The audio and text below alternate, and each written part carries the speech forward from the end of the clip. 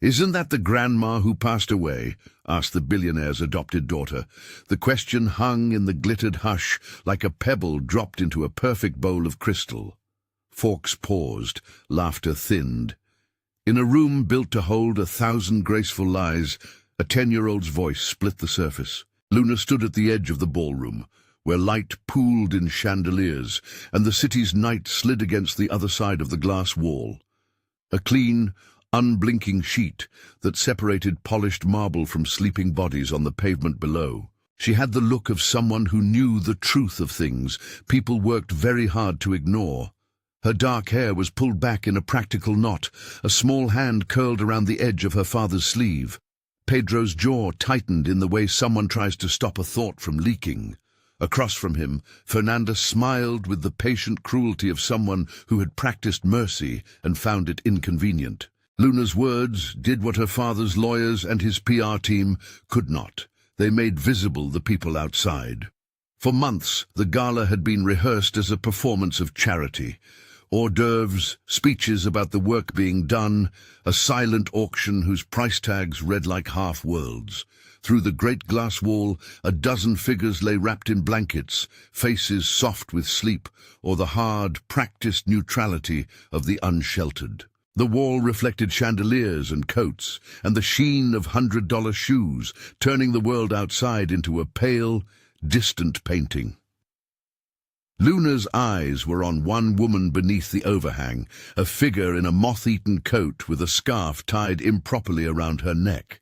But what pinned Luna like a needle was not the coat or the scarf. It was the glint of a small, transparent stone cradled in a makeshift string at the woman's throat. The collar, an ordinary clear stone set in a humble pendant, had been the only thing to survive the years when everything else had been taken from Maria de Los Angeles. To Luna, it was proof, memory, and stubborn, private love.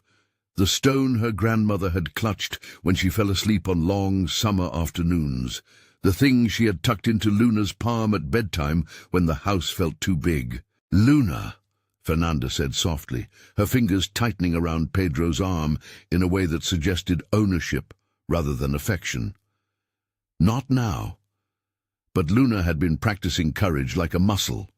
She stepped around a server's tray and down the corridor, the carpet swallowing the sound of her shoes, but not the electricity of the moment. Guests parted with a kind of bothered courtesy, eyes skimming the girl as if she were a curious animal that had wandered into an illuminated room. Outside, the air tasted of metal and cold. The city pressed in without apology. Luna crossed the pavement with a child's urgency, fast, direct, and stopped a few feet from the woman. The woman's hands were clasped around a paper cup, fingers knotted and red from the wind. When Luna crouched, the woman's face lifted like a curtain pulled back.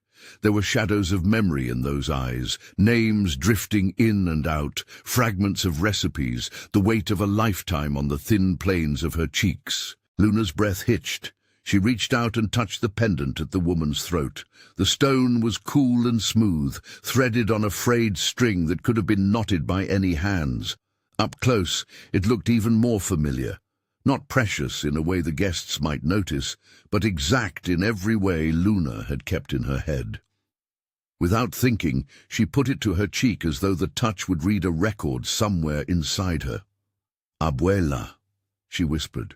The woman blinked, and something small and tragic and beautiful unspooled in her face, recognition without knowledge, like hearing a lullaby you no longer remember the words to. She smelled faintly of lavender and rust and the stale sweetness of too many city nights. For a second the woman smiled, slow and bewildered, and Luna felt the world fold inward under that simple act. The glass wall was no longer an image. It was a barrier someone had to cross. Luna stood up and gripped the woman's hand. Inside, the ballroom was a stage of polite panic. Fernanda had risen like a predatory bloom, and her smile had thinned into something surgical. Pedro's face had changed from glossy manager to a man trying to remember his lines. Whispers threaded the room. Few people dared to tie the look on Luna's face to anything other than a child's fancy. She pulled, and the woman came. For an instant, those wrapped blankets on the pavement became a procession, small tragedies made visible. Luna did not think of etiquette or consequence. She thought of the way her grandmother had hummed while she braided Luna's hair, the way she had tucked notes into Luna's school lunches, the warmth of a hand that taught Luna how to knead dough into shapes. That hand had been taken from their home like a word erased from a book. By the time they reached the doors, someone made the wrong choice. A host, flustered, reached for a tray of champagne. A guest pivoted, laughter dying mid-breath. The woman's arrival in the ballroom cut across the polished choreography like a sinker through silk. A server's elbow clipped a glass, wine arced through air in a slow, terrible fountain, darker than the chandeliers, a living, fluid smear across a smiling man's suit. The sound of liquid striking fabric seemed too small for what it did. It broke the sheen and splashed doubt right onto the polished event. A hush dropped. People looked first at the stain, then at the woman, then at Luna, finally at Pedro. The partner whose endorsement Pedro had courted for months sat rigid, his tie doused in wine and his face a mask of indignant surprise. Cameras, phones held by eager guests or covert reporters, tilted in unison, their lenses hungry for scandal. Fernanda moved faster than anyone expected. She stepped in front of Pedro as if in defense, but the action read as containment. "This is inappropriate," she said, every syllable polished. "We have security." Luna's voice did not shake. "She is my abuela," she said. "That is her collar." The word collar in that room seemed to have weight. People dialed back their curiosity into discomfort. Some looked away, eager for the spectacle to be smoothed over.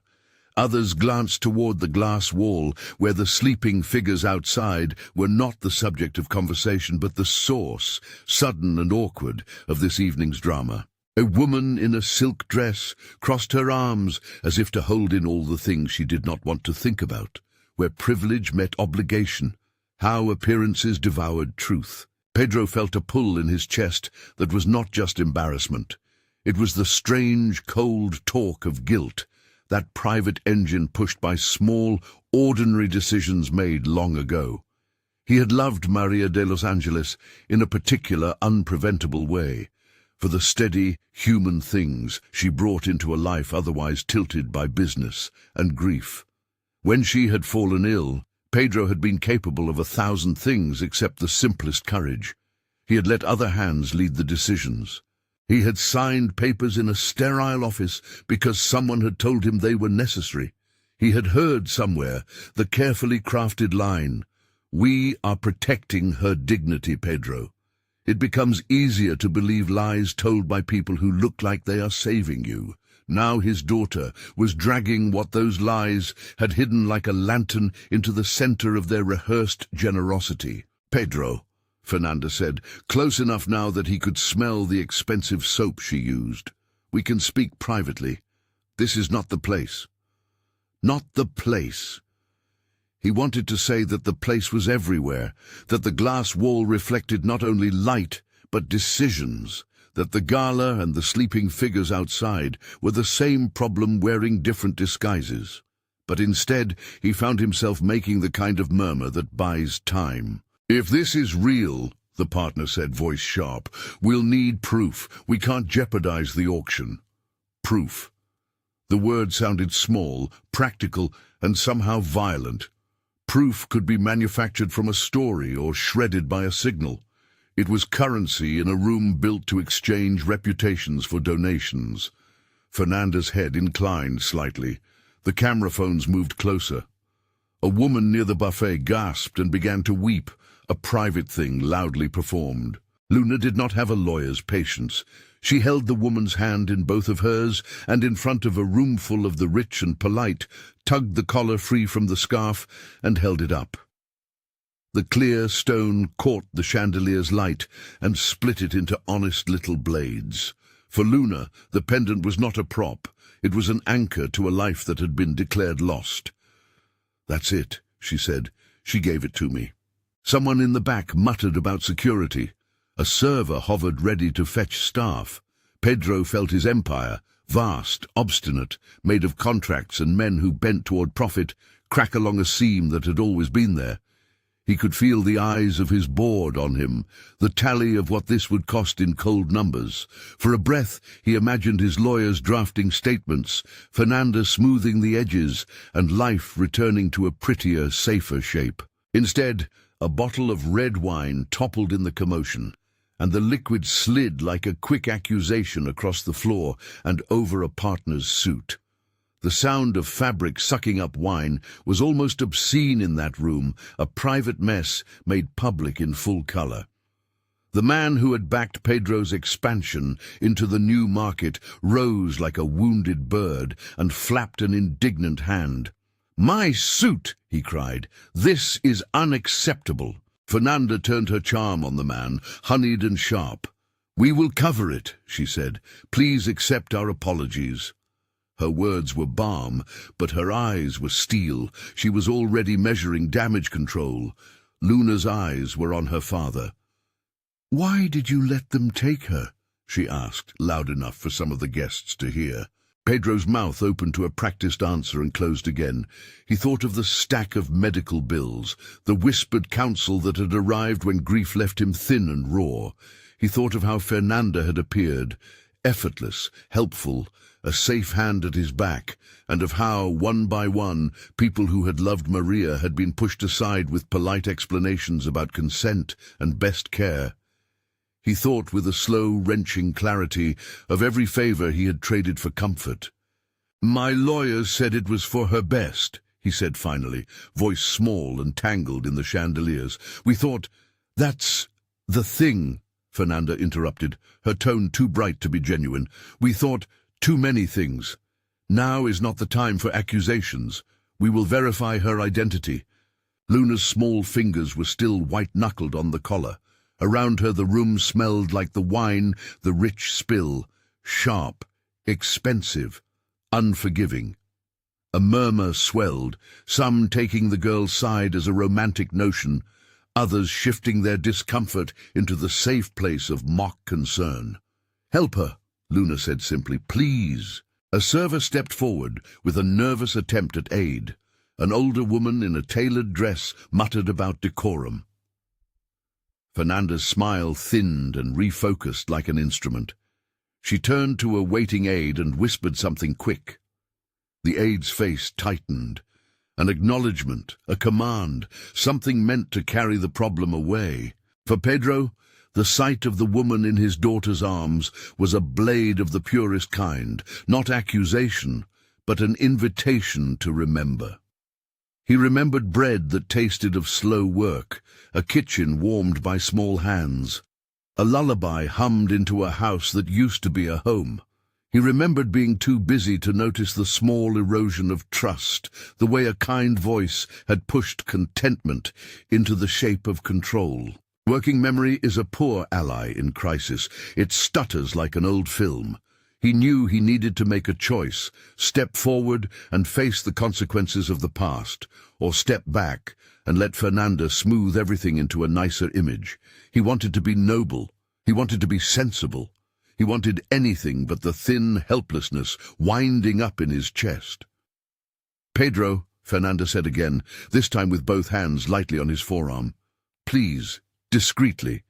We have donors to placate." At the edge of the crowd, Luna's face tightened like a fist. She was a child, but in the stubbornness of her grief, she had an intelligence that made adults in the room uncomfortable.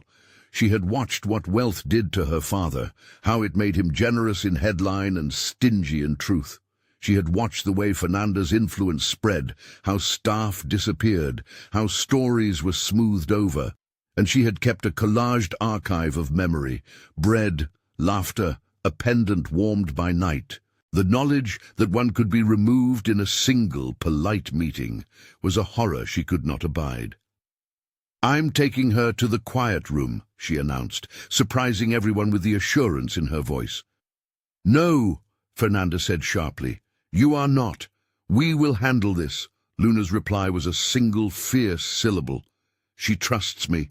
A cluster of people shifted uncomfortably. Trust was a private currency they did not understand.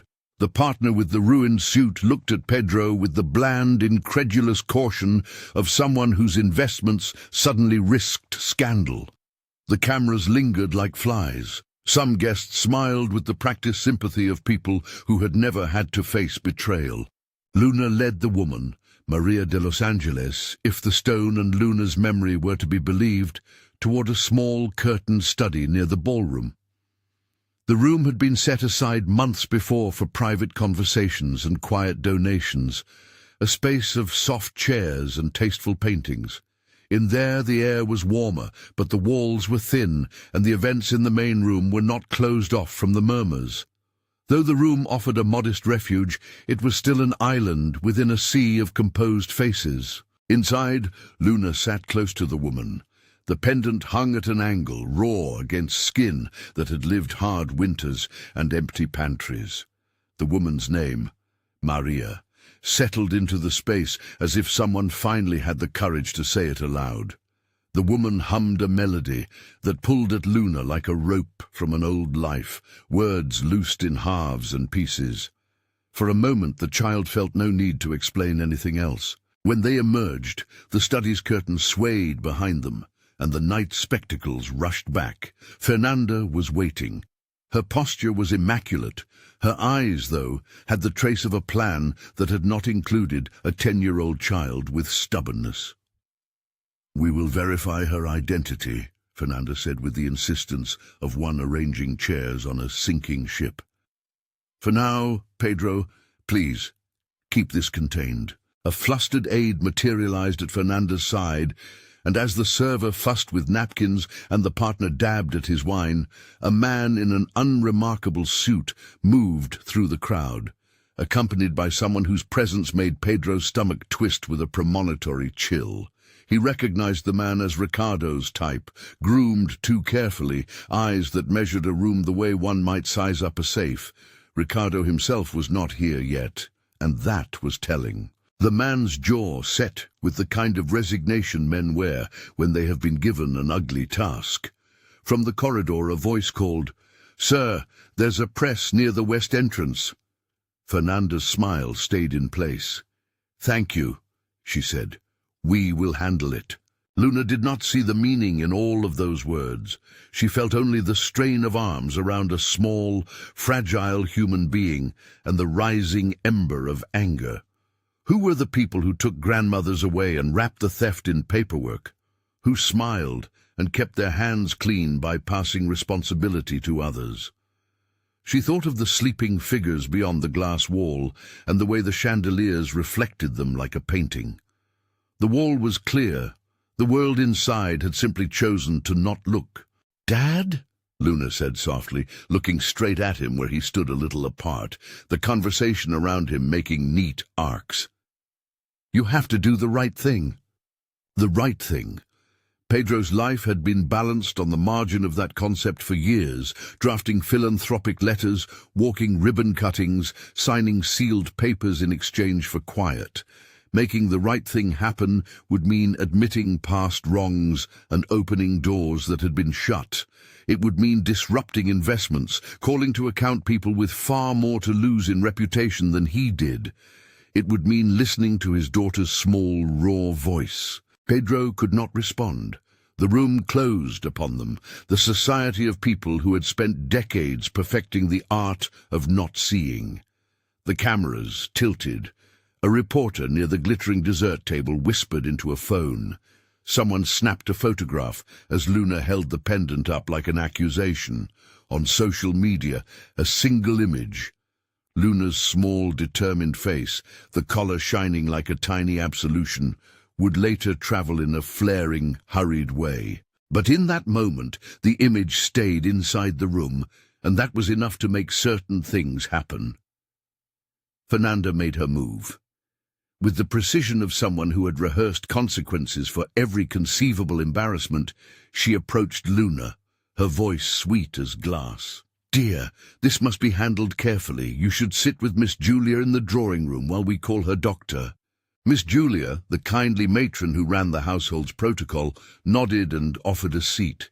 It would be a soft entrapment, the sort that wears down dissent with civility. Luna shook her head. "She wants to go home," she said. "She wants to remember. I won't let you put her away." Fernanda's smile did not falter. "There are legal processes." "Legal processes?" The phrase hit like an accusation. Outside, in the city's teeth, someone coughed and the night continued, indifferent to declarations inside grand rooms. A staffer in an immaculate uniform approached and gently took the woman by the elbow, intending to steer her out of the center of attention. At the sight, something in the woman's eyes flickered, the semblance of fear or confusion. She tugged away from the staffer's hand, suddenly small and vulnerable with Luna's stare upon her. "Please," Luna said, and her voice contained a truth that had no armor. "She has been taken from our home. She lived with us. She knows me." The aide looked between Fernanda and Pedro, and then at Luna, unsure. Guests renewed their attempts to appear amused by the spectacle. The partner with the ruined suit huffed and adjusted his jacket. The room waited for the embarrassment to be smoothed out, for a line to be read, and for the night to continue. In the crowd, a woman fumbled for her phone and began to record. The first CTA, so small and so modern, was already forming. The image of a child in a collar would be ready to move like a seed into a public field. Someone in the room made a short, sharp sound. A staff member said, "We can bring medical staff discreetly. That's best for her." Luna felt her father's hand on her shoulder. It was not a command or a comfort. It was something else, a weight. She looked up at him and found in his face a hurricane of regret, a man who had surrendered to expedience until the sum of it had come due. For the briefest of moments he looked like the father she needed, small, open, frightened. "Let her be examined here," Pedro said, his voice carrying at last the shape of a choice. "Now!" Around them there was the rustle of relief and the rustle of displeasure. Fernanda's expression was a carefully smoothed mask. For the first time that evening she had to recalculate. The aide who had been given the task to act blinked, and somewhere in the room a plan began to reform easier than one would expect, containment rather than confession. As two discreet medics approached with a medical bag and a clipboard, people the house had on call for guests who were unwell, one of those polite luxuries, Luna felt the world tilt. Her small hand tightened on the pendant until the fabric of the string creased. She had a sudden childish impulse to protect it, as if the memory of her grandmother could be stolen again by the simple act of looking away. Someone pushed a chair forward and offered it ceremoniously to the woman. She sat, unsteady and quiet, hands folded on her knees like a map of a long road. The medics asked gentle questions. The methodical concern cleaned some of the theatre from the edges. Luna watched them, not with the impatience of a child, but with the steady focus of someone who had decided to hold a place open in a world that would prefer it closed. Fernanda crossed her arms for a fraction of a second, then released the pose. She leaned towards Pedro. "We'll need to make a public statement," she murmured. "Say that we are conducting an identity verification. We cannot allow false claims to damage tonight." Pedro opened his mouth to agree, and then did not. The silence between them was the measure of everything that had happened and everything that could happen. The partner with the stained suit cleared his throat and moved off to speak with his lawyer at the edge of the room.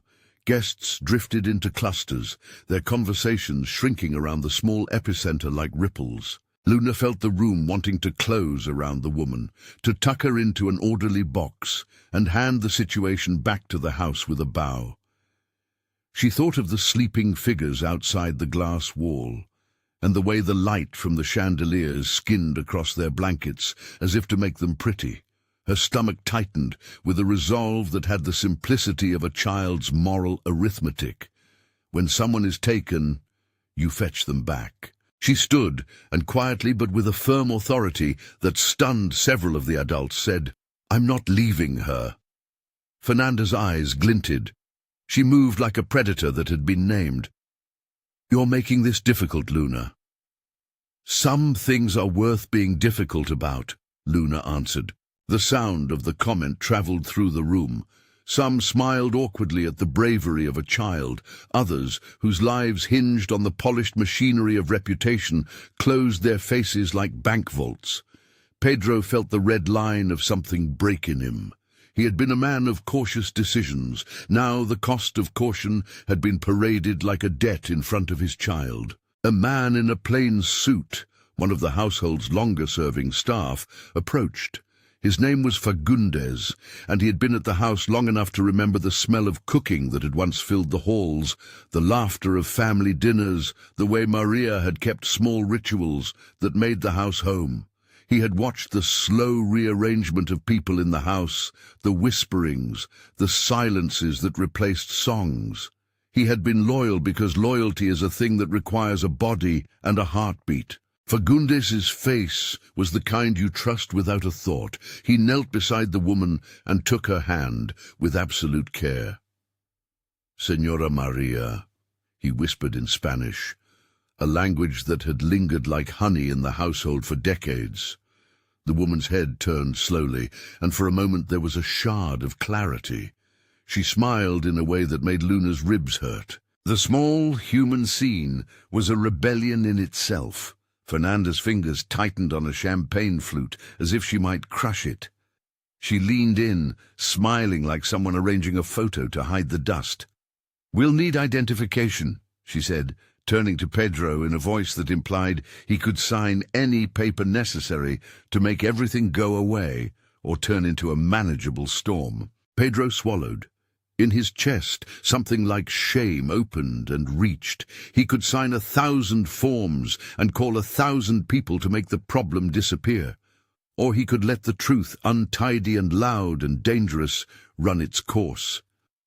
He thought for one small, suspended second of Maria's hands in flour and her humming in the early morning, and the depth of his cowardice when others convinced him decisions were for the best. "Let's at least call the doctor," he said finally, his voice brittle with the weight of the choice. "And we should call the authorities." Fernanda's eyes cooled. "Authorities?" she repeated, as if testing a new word. "Yes," Pedro said, "just something official. We can't have people making claims in the middle of a gala." Luna, clutching the pendant, looked at him with an astonished mix of relief and disappointment. The girl who had dragged a woman through a diamond-lit room, expecting rescue, did not yet understand the architecture of grown-up defense. But she understood loyalty. She understood that men like her father existed in a space between principle and the cost of principle. Outside, a taxi idled briefly at the curb. In the glass wall's reflection, the sleeping forms were small and anonymous, but present. The pendant at Luna's throat glinted. The medics murmured into their hands. A phone in the corner flashed with a message. In the edges of the room, life prepared to resume its performance, but not before a few threads had been pulled loose. "And if she's not who you say?" Fernanda demanded finally, her voice a wick of anger. "Then we will apologize," Pedro said. It was the kind of answer that could mean everything or nothing. People nodded, and the partner with the stained suit managed a brittle smile, as if to say the evening might yet be salvaged. Luna watched them and felt, for the first time in a long while, the weight of being the smallest person in the room with the largest truth. She thought of the pendant and the way its clear stone could hold a memory like water holds a leaf.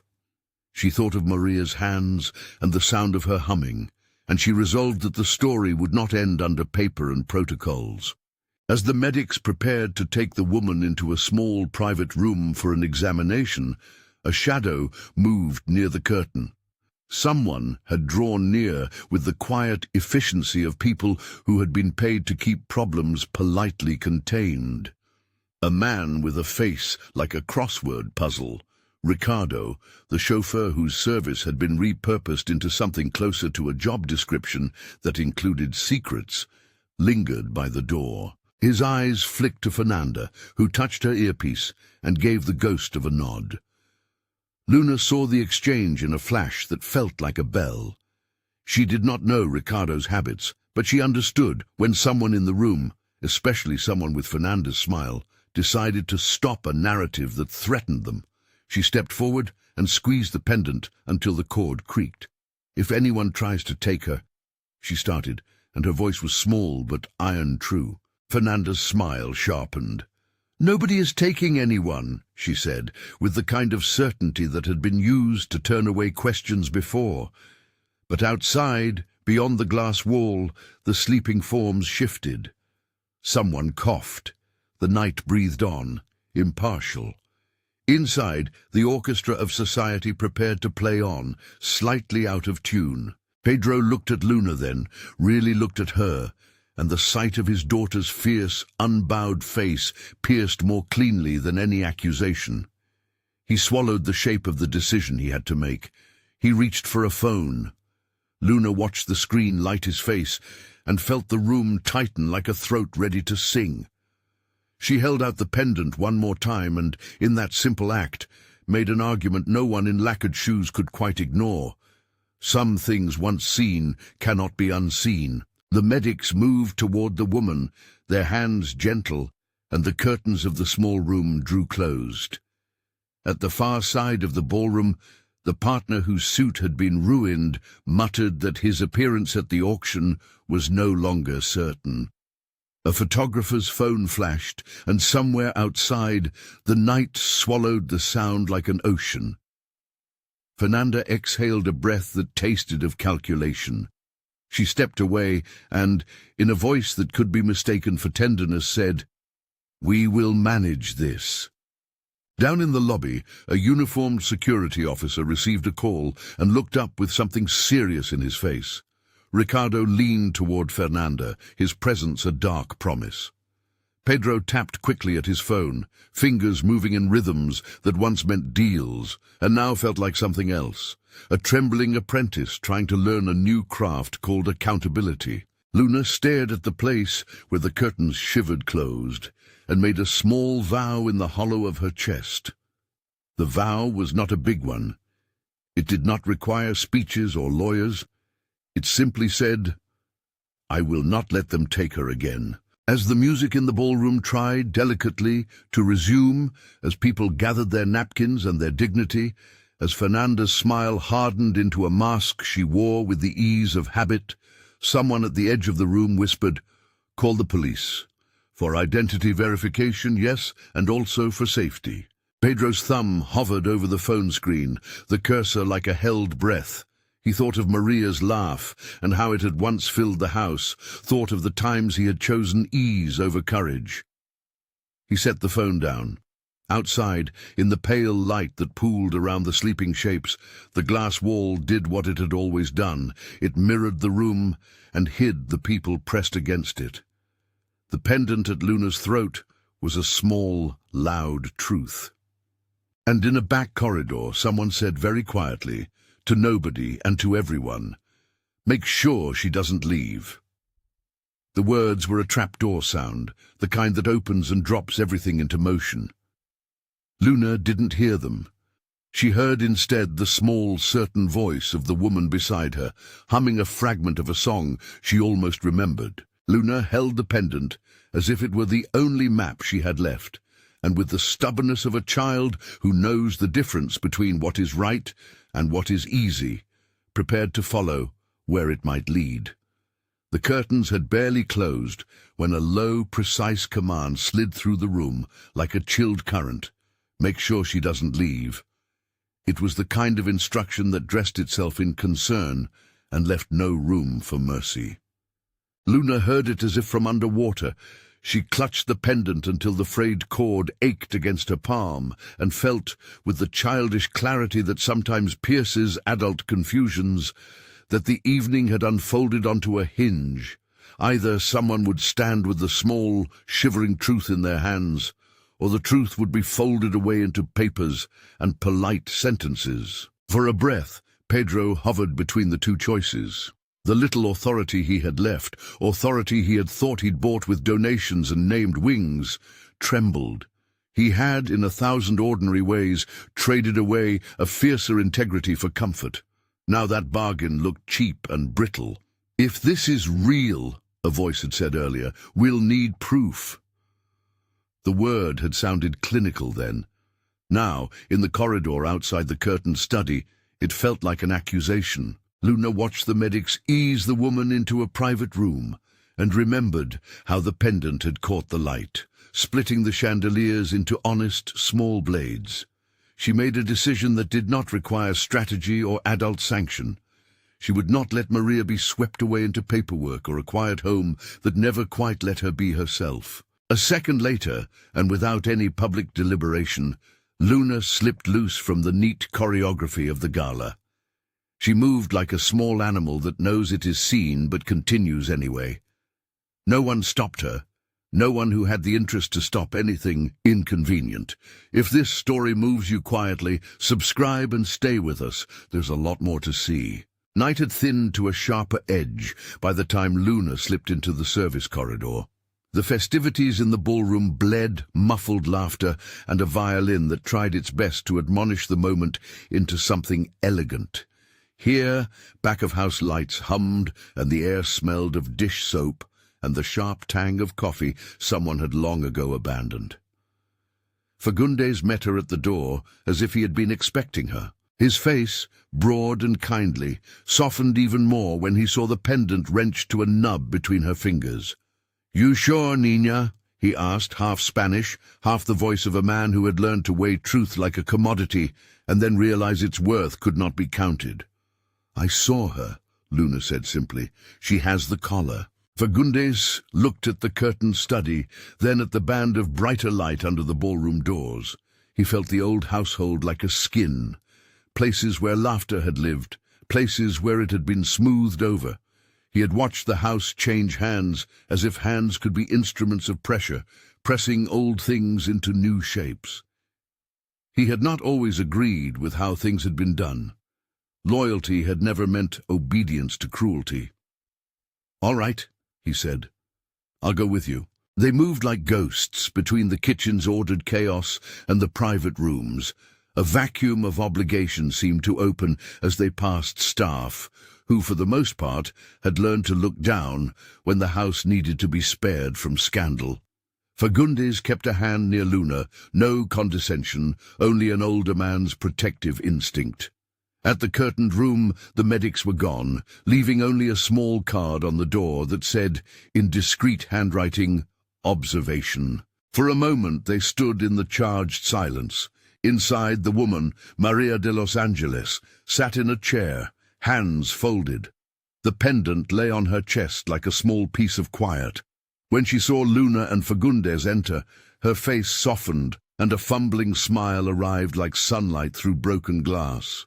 She reached up with a slow, thinking motion and brushed the pendant as if to anchor herself. "You came back," she murmured in a voice wrapped in cobwebs and honey. "Yes," Luna said. "I'm not letting them take you." Fagundes smiled without relief. There was too much at stake for relief. Outside, far above them, the ballroom blew false confetti of conversation into the night. For the next 2 hours, the room became an island of small, brave decisions. Pedro, who had not yet recovered the spine required for public martyrdom, came and sat down on the opposite chair with the slump of a man who had lost a ledger of worth. He watched the woman as if watching his own life pass through a window pane. Tears came quickly and without stage direction to his face. Fernanda arrived later, as if the event were something she had scheduled. Her clothes were immaculate, her makeup intact, and her voice a calm instrument. "We must be cautious," she said, every word carefully proportioned. "There's a legal process." Her hands never trembled. She had always known how to turn difficulty into a detail to be managed. Pedro looked at her with a blank, private fury that swam beneath the surface of his manners. There was a squeeze of shame he had not expected. It felt heavier and more intimate than public shame because it named debt in the language of memory. "This is her," Luna said to him, holding the pendant as if offering evidence at a table of law. "This is my abuela." Someone outside had called the police because the corridor phone lights blinked, and then a voice said the words, slow and formal. In the hour that followed, the tone of the house changed. The small false calm in Fernanda's smile thinned to a hardness. She made a call and spoke softly, her voice the practiced whisper of someone who arranges exits. For the first time that night, Luna heard behind the hairline smile the rustle of a plan. They were still seated when Fagundes inclined his head and quietly told a small truth. "They will try to move her." Pedro's shoulders shuddered. "We called the police," he said, as if naming them gave their presence weight. It did not. Processes are not always swift when they contend with wealth. "It may not be fast enough," Fagundes said. "They move quick." There was a long silence filled with small decisions. Pedro had never been arresting in his courage, but the sight of his daughter, small and bright as a struck match, had the kind of moral pull that makes some men find language they had misplaced. He stood up and walked toward the door. "Whatever you do," he said, voice thin, "do it openly. No tricks." He meant it as a direction. He meant it also as a warning to himself. The police arrived in a lull between conversations, in a polite shuffle of papers and questions. An officer, young and conscientious, asked for the woman's name, details, and proof of identity. Documents were requested, and in the making of that list, 1,000 built-in defenses were exposed. Fernanda produced something elegantly, old healthcare records, a name signed in a firm hand.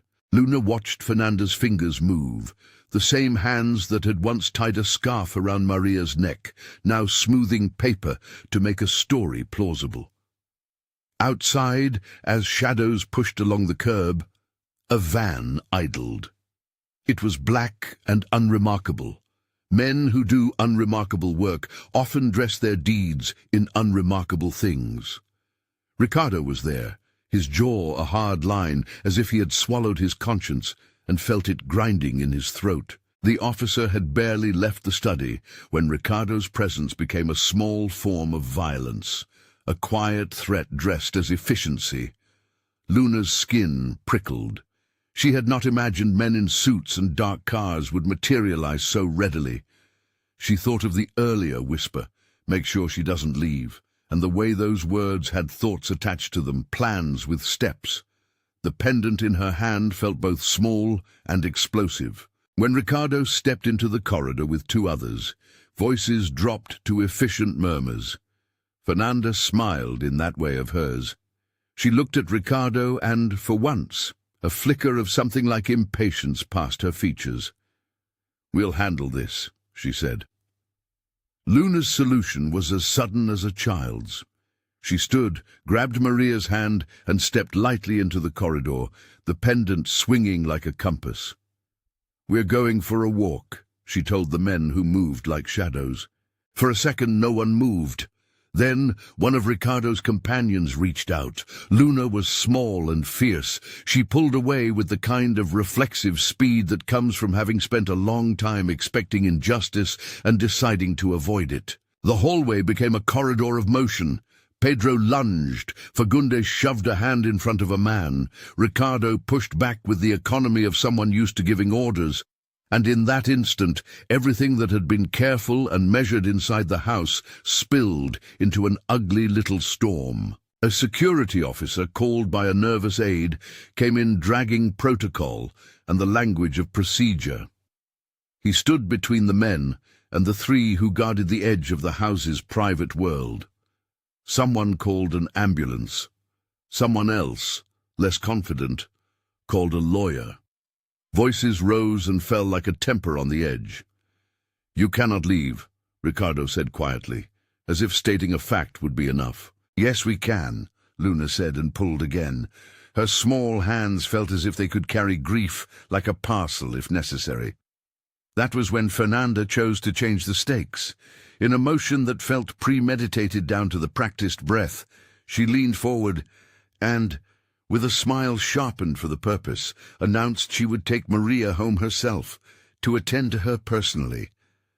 The man who had been employed to move things quietly had his lips thin. Pedro, who had been standing at the edge of the scene like a man learning to be present in a life that suddenly demanded it, saw the movement in Fernanda's face. He felt something, an old muscle of protectiveness, rise up and push away the soft ease he had accepted for so long. "No," he said, and because his voice for once rang with more than apology, it moved people. The officer, obliged to be cautious, but also to be reasonable, asked for documentation of Fernanda's care plan. Fernanda produced it in a silk-smooth way that closed 1,000 potential openings. She pocketed the documents like someone tucking away armor. Pedro saw the curves of the knight's route collapse into a new shape. Legal forms could carry a body far from the home it once held. He felt the slow, helpless affliction of a man who had been too willing to allow others to make decisions for him. "Fine," he said finally, the syllable heavy. "We'll go to the police station and file something. No one leaves the building until—" But even as he said it, the small van outside began to move, a slow, patient glide that seemed to take for granted the human lives it might displace. Luna saw it from the window, like a dark beetle pushing away from light, and felt a grief like a small hand closing over her heart. That night, when the formalities settled into the pattern of bureaucracy, Maria was, in a sense, taken. She was moved with the kind of efficiency that treats a fragile human being like a folding piece of furniture. They said it was for her safety, for a quiet place to rest, for doctors who could see her without the glare of the cameras. Police forms were filled with the antiseptic phrases of care. Pedro had signed lines that later read like 1,000 concessions, permission slips that looked like compassion. Luna stayed awake with the pendant cupped in her palm. The house exhaled and repaired its surfaces with practiced gestures. Fernanda's smile resumed its place like a polished coin. Outside, the city breathed, and the sleeping forms beneath the glass did not know that someone had been wrenched away. The weeks that followed made a slow corridor of months. The official line hardened into a narrative, a private, quiet decision made for the woman's best interests. A statement about an accident spread into funeral flowers and a notice in the paper. Many people, some with sympathy, some with relief, resumed the performance of their lives. Luna refused to accept that what she had seen and felt could be reduced to a paragraph in a private ledger. She saw in Fernanda's guarded smile the shape of something cold as ice. She knew that power would prefer the tidy end. If the house had a heartbeat, it had been rerouted. So Luna began to build small rebellions.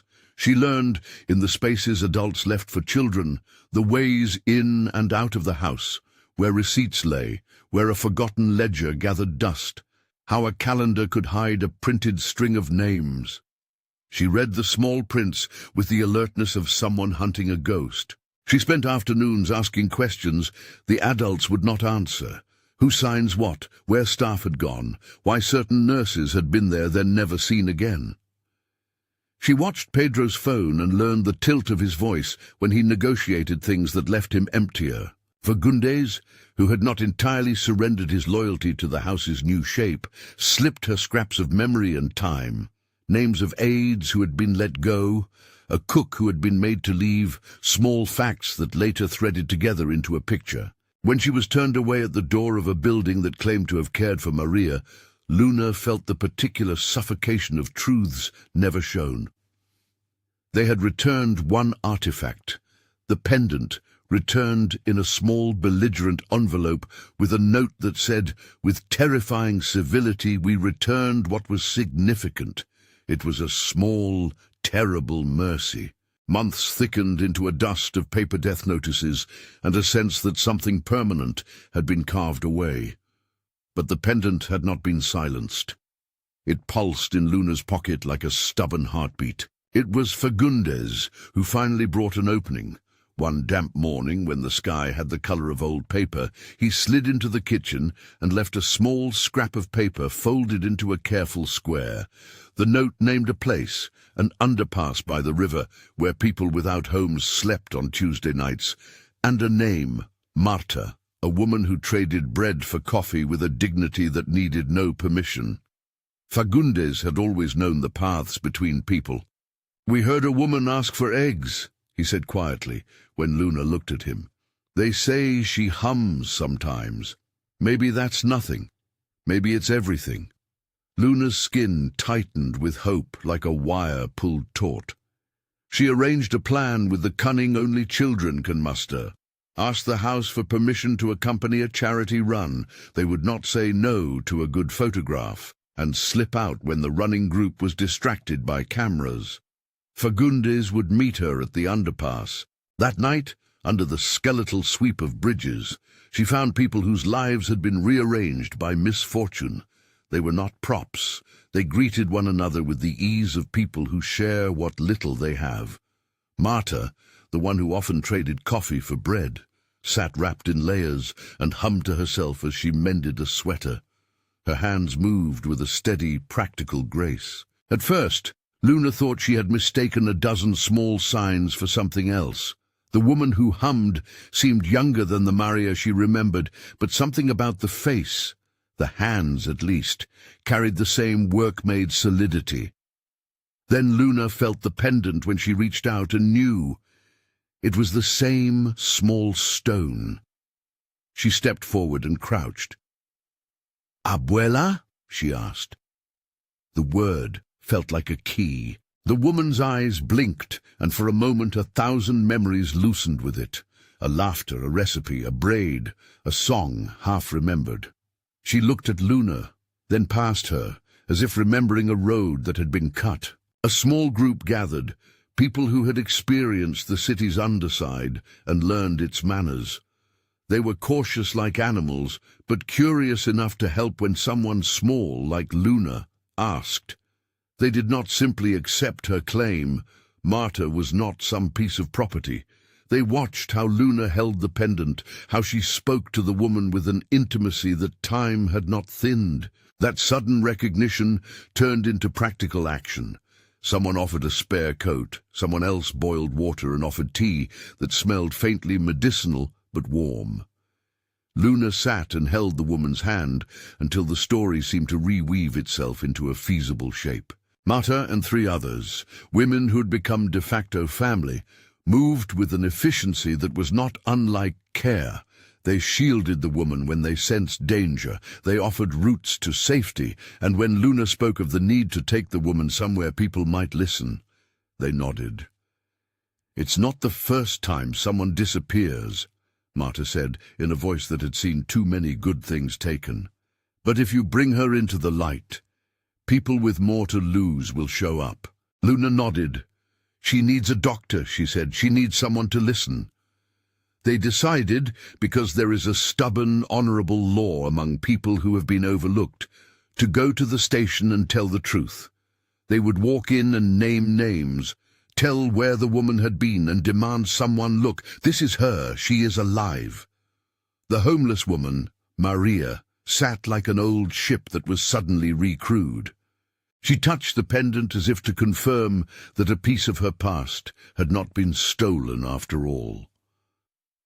The trip to the station blurred into the thick, bureaucratic world that has a habit of asking the wrong first question. But there, at last, a young officer listened. He listened in a way the silent rooms of wealth seldom do, with a professional patience sharpened by a chronic shortage of theatrics. Luna told him everything she knew, small details unrolled like a map, the pendant, the gala, the van. Marta and the others corroborated, using their own voices and their own names. When the officer asked if the woman could identify herself, Maria called out, slow at first, then with the thin certainty that comes when memory stitches itself back together. "My name is Maria de los Angeles," she said, and the words were like a bell in a church that had been closed for a long time. "I lived with the Pedros." The officer made the appropriate notes and promised action, but promises had texture when wealth got involved. In the days that followed, the city's small systems moved. Forms were filled, interviews scheduled. When Pedro received a direct call informing him that someone had come forward to say Maria de Los Angeles was alive, his reaction was complicated and terrible and full of the human contradictions that make for slow salvation. He could have hidden. He could have smoothed the papers so that nothing public would come of this. Instead, he did something that had been rare in recent months. He felt his guilt as if it were a separate, fleshly thing, and he let it be visible. He went to the station. News travels, especially when there is a small alarm that wealth cannot silence. In a few hours, a reporter, drawn by the small, improbable story of a child who would not be silenced, arrived. Cameras that had been so ready to look away now leaned in. Once news leaked, the currents of consequence began to move quickly. Fernanda's reply was immediate and elegant. She produced receipts, forms, a paper trail made to look like compassion. She spoke of best practices and confidentiality. Her voice had always been a blade wrapped in silk. Now she used it to attempt containment. But the story no longer belonged only to the drawing rooms and to the neat piles of legal forms. It belonged to an alley, to a pendant, and to the faces of people who refused to be invisible. Under pressure, truths reveal seams. A nurse who had once been paid by the household, dismissed quietly, appeared at the station and gave a statement. Her hands shook when she spoke of how the care plan had been rearranged, of medications changed without explanation, of a schedule that made the woman sleep at odd hours. She did not give names in the first interview. She did not have to. The pattern was a kind of record. At the center of the growing net of testimony were the pendant and a handful of people who had refused to let the story close. Luna was there, small and steady. Fagundes stood like a living ledger of old loyalty. Marta and the women from the underpass gave their accounts with the dignity of those who had nothing to gain from invention. The police moved to follow leads and demanded records. Lawyers on both sides prepared statements. The narrative that had been convenient for one part of the household began to fray. Fernanda saw the danger, and for a moment something like panic slipped under her face. Her plans were not built to survive public inquiry.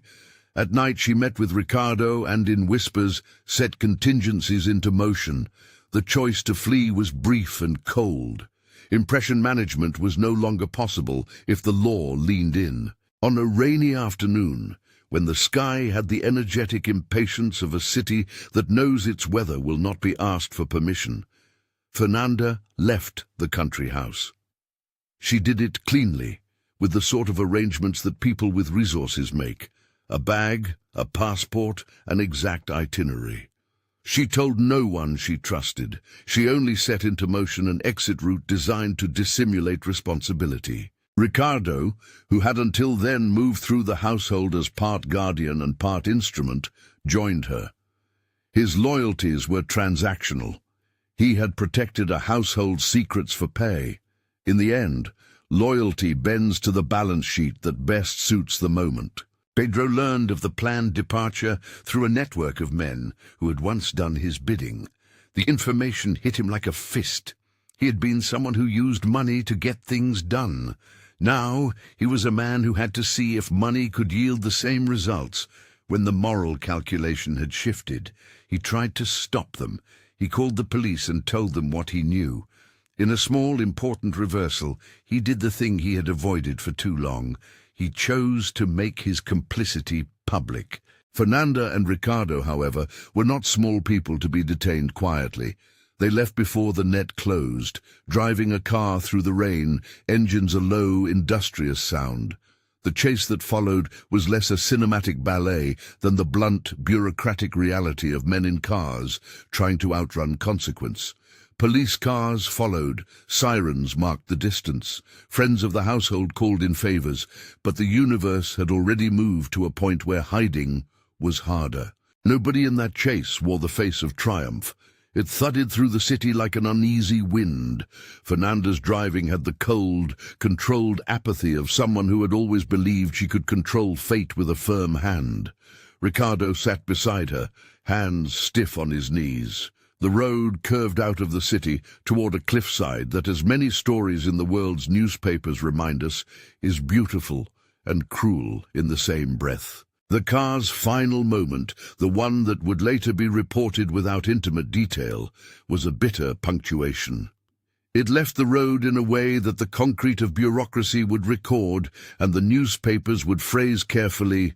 The car veered off the cliff and was consumed in a blaze off-screen. There was no relish in the description. Reporters used measured language. No graphic details were offered. People who had been hurt by treachery learned, in that moment, that consequence sometimes arrives in the shape of abrupt finality. The world, however, rarely serves up poetic justice on demand. The event was an end, and not a tidy moral answer. Ricardo's absence was felt less as an elegy and more as an unfastening of a mechanism of harm. Fernanda's fate, rumored, reported, shrouded in the language of accidents and investigations, changed the shape of the house's possible future. People in the business community who had once made polite calls to Fernanda stepped back, because they too must attend to reputations. But if there was a single true change, it was not the absence of the villain. It was the reappearance of what had been abused and the publicness of the reckoning.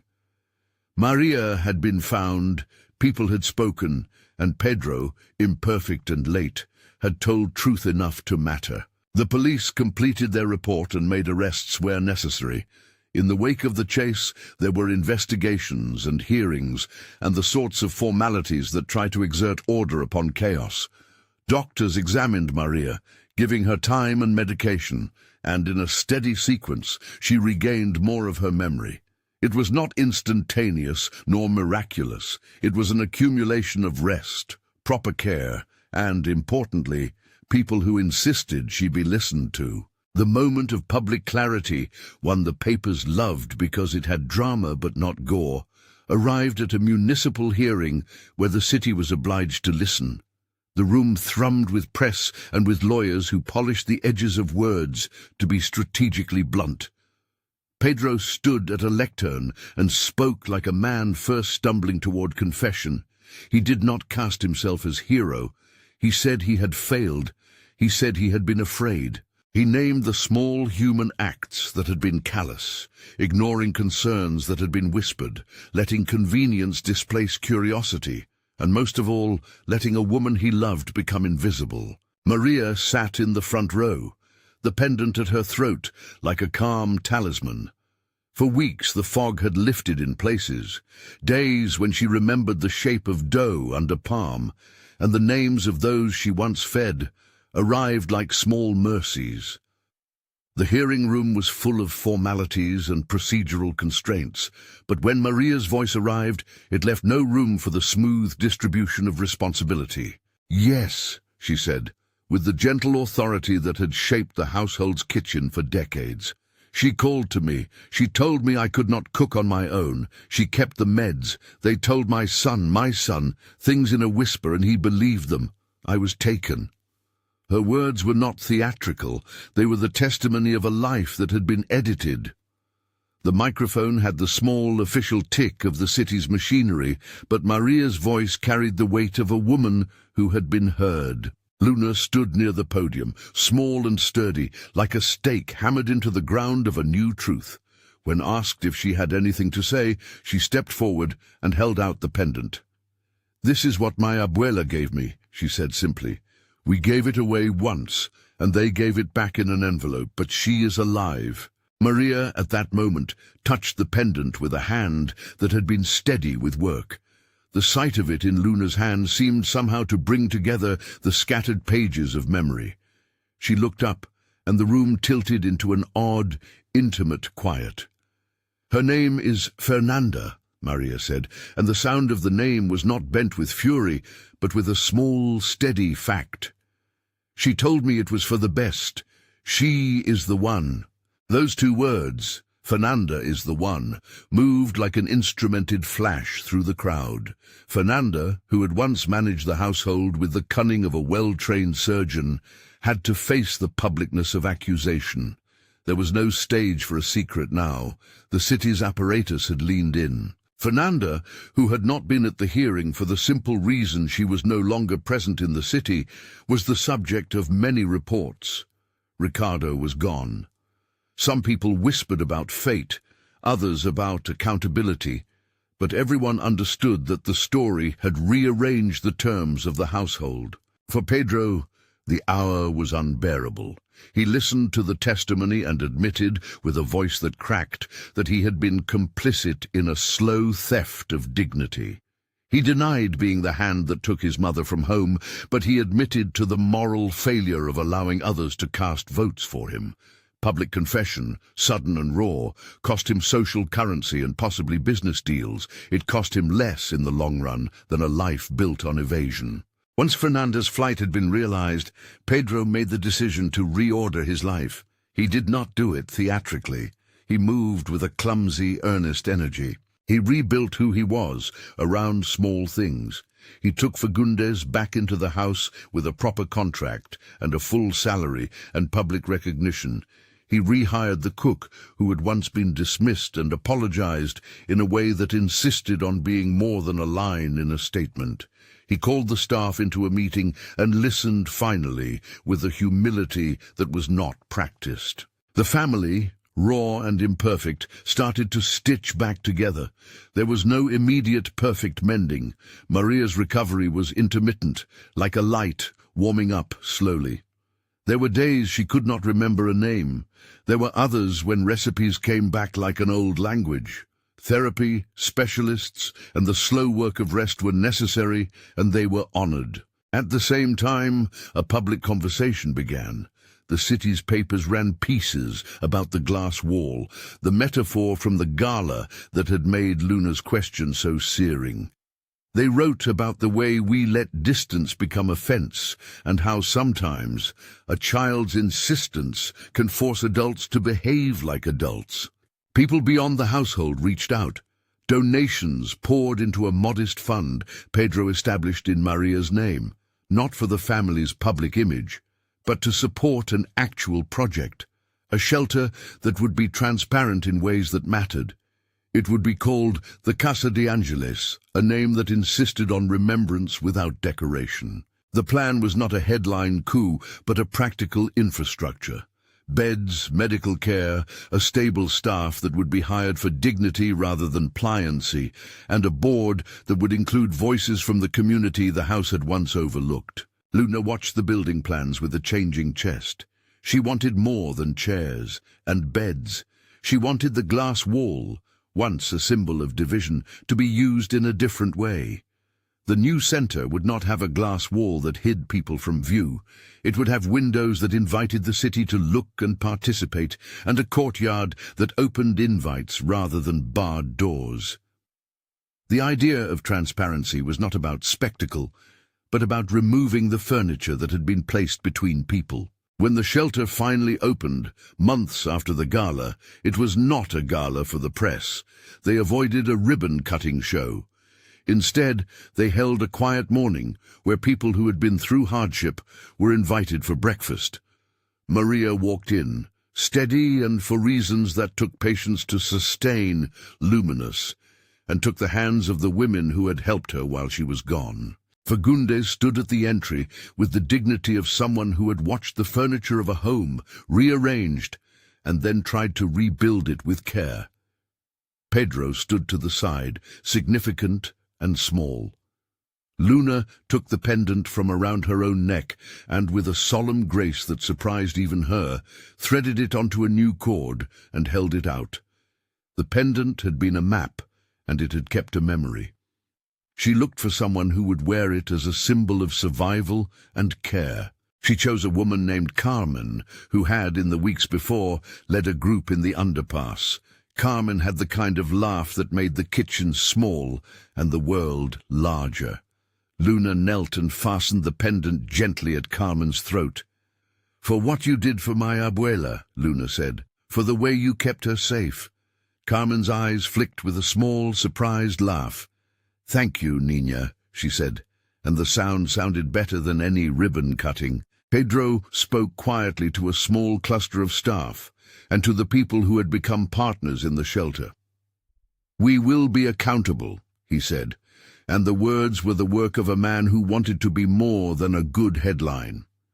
He announced strict hiring practices, an independent oversight board that included community members, and a fund to support medical needs without delay. There was in his voice a plea for permission to do better that felt honest. The building's windows faced the street, and for the first time since the gala, the glass wall no longer felt like an accident of class. It had been replaced by something that encouraged a look that said, "We are here, and you are seen." The final reckoning of the household's choices unfolded slowly. The press ran with statements, and people argued about the moral calculus of wealth versus responsibility. Fernanda's end was written about in dry dispatches that tried to tidy the chaos into a narrative. Ricardo's disappearance became a footnote. Legal processes continued, and where there was wrongdoing, there were consequences. Those processual realities did not give anyone absolution, nor did they measure the hard work of rebuilding a relationship. Maria, in the weeks that followed, recovered much of her voice. It came back in pieces, morning songs, a recipe that required no measurement, a recollection of a neighbor's name. Her memory did not return in a flood. It returned in small, beautiful increments. She forgave in a way that was not theatrical. She forgave more often by choosing to teach again, teaching the women in the shelter how to shape dough into small loaves that tasted like kinship. One afternoon, when the sky had the clear, bright kindness of a spring, Pedro found himself in the shelter's modest kitchen. He wanted to do something unspectacular, wash vegetables, carry water. He moved with the awkwardness of a person relearning a simple craft, and as he worked, an old rhythm reknit itself little by little.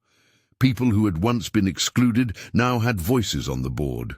Fagundes took a managerial role with the blunt insistence that actual care required management, not just the appearance of it. The cook returned and stood at the stove like a queen regaining her seat. There were small parties and quiet acknowledgements. Pedro apologized publicly and privately, and the apologies were not perfect, but they were real.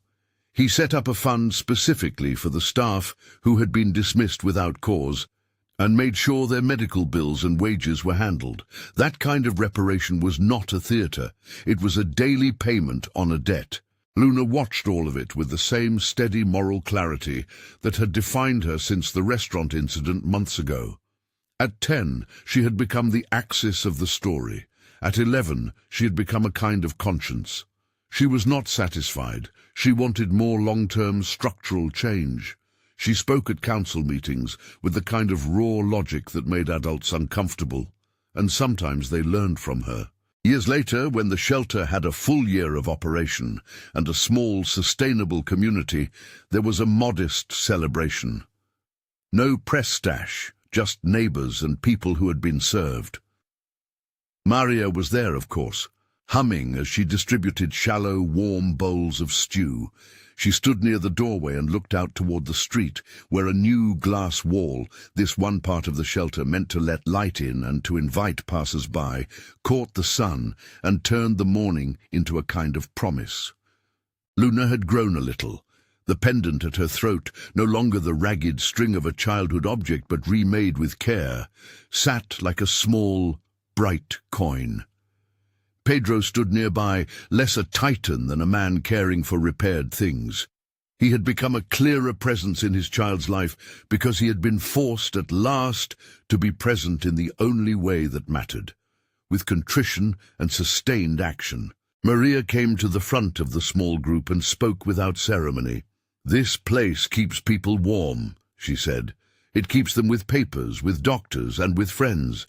It keeps them with food and with the chance to be heard. When she finished, Luna stepped forward and took the pendant from around her own neck. She smiled at the room full of faces who had once been invisible and held the small token between two fingers. Then she walked to an older woman at the edge of the circle, someone who had come in with a bundle and a soft, suspicious face, and she looped the pendant over the woman's head. "For strength," Luna said, simpler than any ribbon-cutting speech. "And for remembering." The woman's eyes shone. She touched the pendant as if it were a small compass. Around them, people clapped not for spectacle but for the small, honest thing they had helped to make. At the very end, when the dishes were almost done and the sun had shifted to the gold of an afternoon that felt like forgiveness, Luna walked to the now open glass that looked out onto the street. Beyond it, the city went about its usual business. Buses, vendors, the steady arc of lives. The glass no longer separated so much as connected, an invitation rather than a barrier. She thought of the night that had begun everything, the gala, the spilled wine, the pendant that had cut through the crowd like a small sword. She thought of the woman she had once found wrapped in a moth-eaten coat, and how that woman had reclaimed her name. "Isn't that the grandma who passed away?" Someone would still ask in a tone of disbelief, but now the question would land differently. People, tempted to believe a tidy headline, would have to reckon with the fact that lives are not so tidy and that children can see what grown people will not. Luna placed her palm against the glass. Outside, a figure paused to glance in. She was a woman who had once slept beneath the same lights the gala had reflected. She looked at the open doors and the hum of the shelter, and something like hope shifted in her face. Luna thought about the future, a future that depended less on dramatic ends than on steady work. Together with the people who had been hurt and those who had been willing to repair, she began to help shape it. There would be staff training and independent oversight and community input. There would be days when the old fear slipped back in, but also days of small graces. An elderly woman remembering the name of a neighbor, a man finding work again, a child learning to bake bread. Mostly there would be the pendant, a simple, transparent stone that had once been a private talisman and had become a public proof. It would travel now as a token of belonging rather than a talisman of loss. It would remind people that remembering matters and that small objects can hold large responsibilities. As light thinned into the forgiving color of late afternoon, Pedro came and stood beside Luna. He did not make a speech. He simply put an arm around her and for once let the gesture be enough.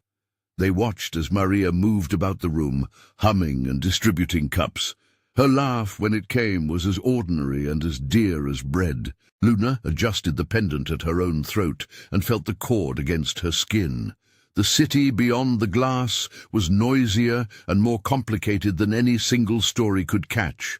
But inside the shelter there was a new rhythm, daily work, real compassion, the kind of accountability that lives in contracts and also in the tenderness of human presence. She had asked one small, rude question in a room that had been built to look away. It had opened a path to a long, slow labor of repair. In the end, the question mattered not because it produced a dramatic finality, but because it refused to let a life be erased. And as the front doors opened and a woman, newly fed, newly heard, stepped into sunlight, Luna smiled. She placed her hand on the glass wall, not as something that separated, but as an acknowledgement that the world beyond could be invited in. Some walls are meant to divide. Some walls, when removed or repurposed, reveal how much we were meant to be near one another. The pendant gleamed at her throat, a small clear stone catching the light as if to say, "Remember and keep remembering."